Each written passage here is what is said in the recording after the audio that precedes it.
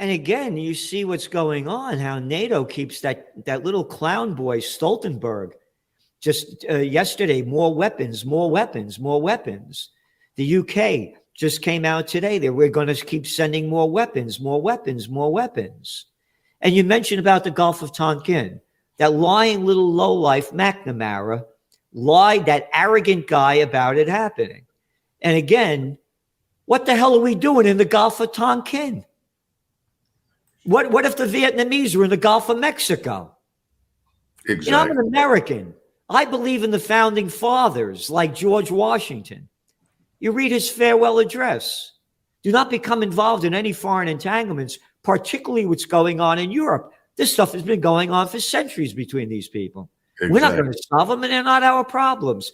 And when you're talking about the Ukraine border dispute, what is this going on for 300 years? They're taking down the statue of Catherine the Great. Oh, Catherine the Great, Odessa, 1750. I mean, it's been going on back and forth. And like you said, Russia's made no threat to invade the rest of Europe. And then you have this clown boy playing the prime minister or whatever over there in Lithuania, or Latvia rather. Latvia's president has urged Western countries to step up military support for Ukraine. He's at the Davos conference. Yeah. And you're seeing at the Davos conference, from Zelensky's wife to one clown after another, pumping up more war. Well, everybody's emoting. Nobody is thinking. And that's the first problem. And the second problem is that they harbor delusions. And what are these delusions? Well, number one, that we are all powerful, that we are invincible, that nothing bad can happen to us. Today, there were also comments from the New York Times about, well, the Biden administration is warming to the idea that we should help the Ukrainians target and attack places inside Russia itself, inside Crimea especially. There's no sense at all that we're not sitting here in isolation. We can be harmed. There are many ways for the Russians to attack us. They have exercised extraordinary restraint. I doubt very seriously that we would exercise that kind of restraint if there were large numbers of Russians or Chinese in Mexico beefing up a Mexican army designed to attack us.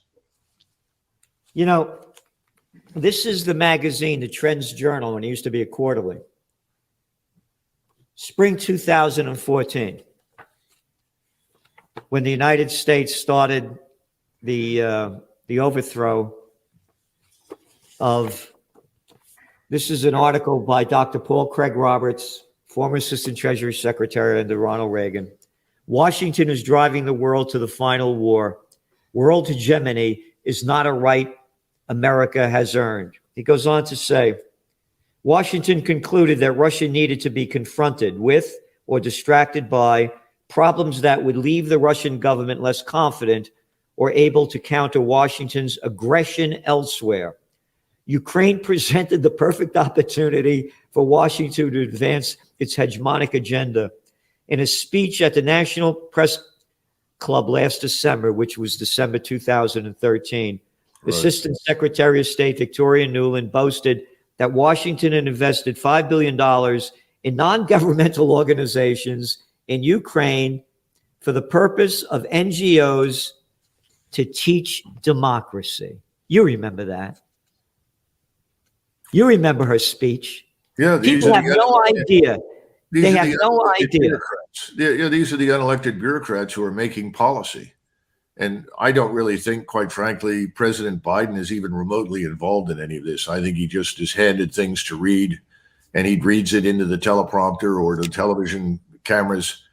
So the people around him and the people at the State Department, over at Department of Defense that are the quote unquote Biden handlers, they're running this show. Nobody elected them. No one has consulted the American people. I dare say that if you consulted the American people on the wisdom of war with Russia, you would get a resounding no, overwhelmingly the majority, but they're not consulted. No, the people have no idea what's going on.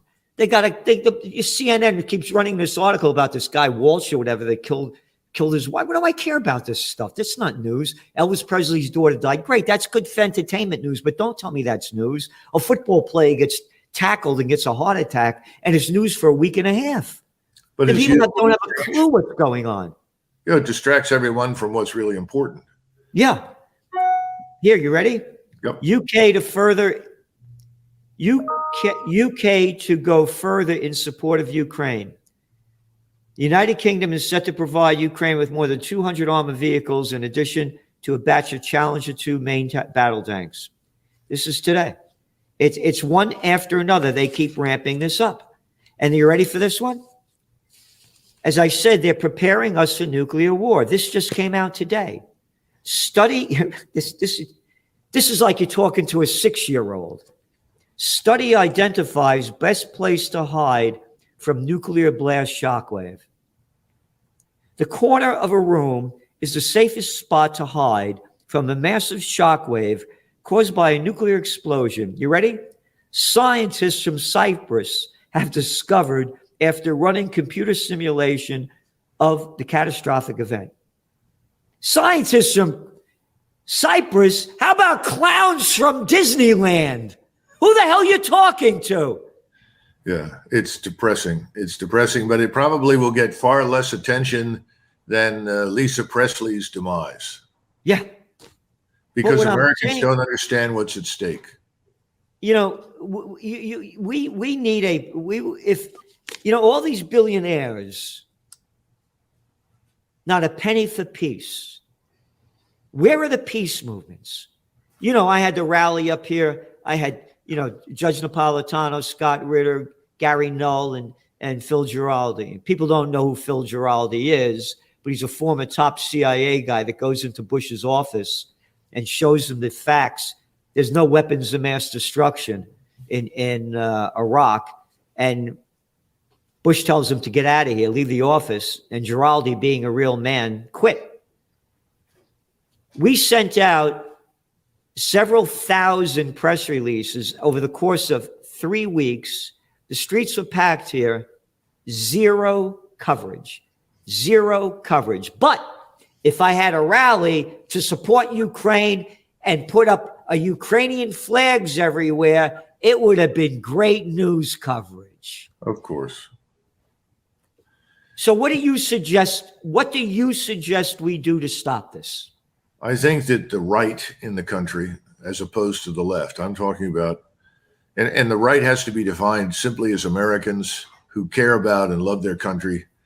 I've long been disappointed in the two-party system. I don't see much difference between Republicans and Democrats because they're all wholly owned subsidiaries of various lobbies.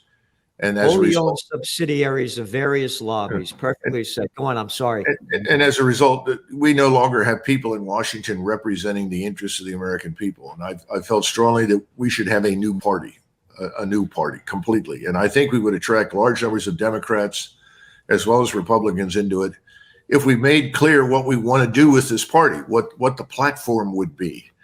And that platform has to be one of avoiding unnecessary conflict. Yeah. It has to enshrine peace and prosperity as our top goals in the world. It has to give up this notion that nothing can happen in the world unless we somehow or another are shaping the outcome. In fact, we don't need to be involved with most of the world. And what happens in most of the world on any given day doesn't make much difference to us. No, I agree. And the other thing is talk about our sovereignty. We're talking about Ukrainian sovereignty. What about ours? We've given it up. We've abandoned the borders. We don't enforce law. We've undermined, law enforcement. We're exalting criminality. We're treating it as though it's something good.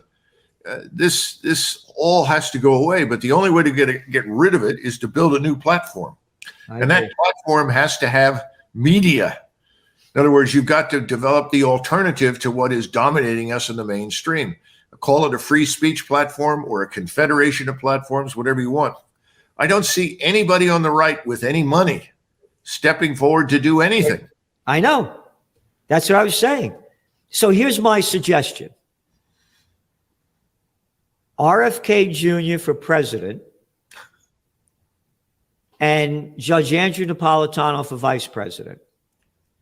And here's my thinking. I got it framed actually a couple of months ago. I came across it and I found it.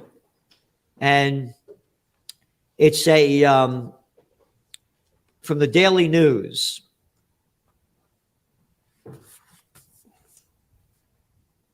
Mm-hmm. And then I found this one. RFK goes home. He's buried. Imagine RFK Jr., his father's assassinated, his uncle's assassinated, the President of the United States. This guy must have a heart and emotion that none of us could ever imagine. And the Kennedy name would bring in the left. Napolitano would bring in the right, and people with an open mind that know that there's, and again, I don't know anybody that knows the Constitution, the Bill of Rights, the details of it better than Judge Andrew Napolitano. Fact after fact after fact. So then we bring them on the libertarian ticket because they have ballots in all the states. And when the money starts coming in, we also form a new third party. That's my thinking. What do you think? Well, it's worth trying. Unfortunately, my view is that not a whole hell of a lot is going to happen until everything implodes. But again, Americans aren't prepared to do very much. Forgetting that part. Suppose we had the money behind us mm-hmm.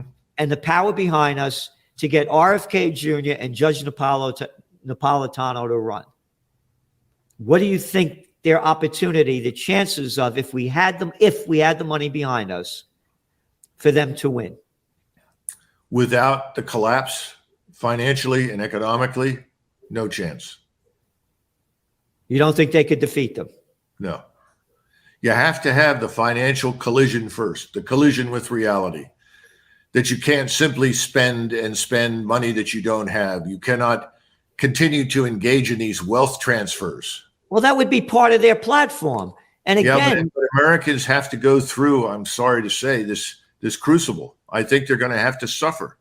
Look, everybody knew that the revolution in France was coming for decades.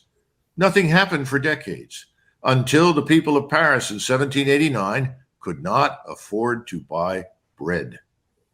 That's what triggered change. And unfortunately, until people are miserable, until they're uncomfortable, till they can't heat their homes, till they can't drive their cars, they can't pay for gasoline. And look, we're on that path. You know that, Gerald. We're on this path. Yeah. When that happens, then there will be an appetite for people to come in who are not part of the status quo and make profound change.